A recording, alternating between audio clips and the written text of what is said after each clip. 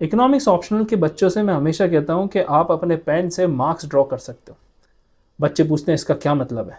इसका मतलब सिंपल सा है कि जो आप इकोनॉमिक्स में लिखते हैं ना, उसमें डायग्राम्स बहुत इंपॉर्टेंट रोल प्ले करते हैं।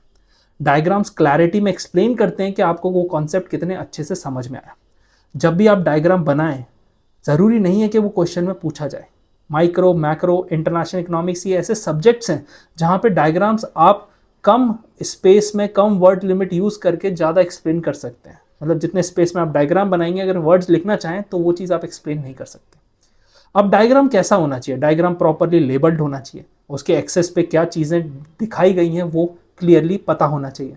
इक्विलिब्रियम कहाँ है, अगर कोई ट्रांजिशन आप दिखा रहे हैं तो उसको एनोटेट करना ना भूलें। ये सारी चीज़ें यूपीएससी रिवॉर्ड करता है मार्क्स के थ्रू।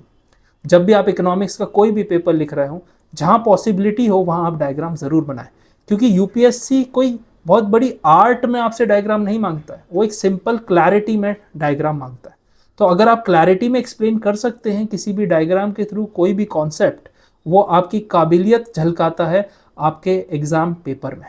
तो हमेशा याद रखें कि graphs are lifeline of economics, क्योंकि इकोनॉमिक्स ऑप्शनल में मैथमेटिकल इकोनॉमिक्स और मैथमेटिकल इक्वेशंस का ज़्यादा रोल नहीं है। तो थ्योरी और ग्राफ, ये दोनों चीज़ों का कॉम्बिनेशन आपको 280 पार करवा सकता है।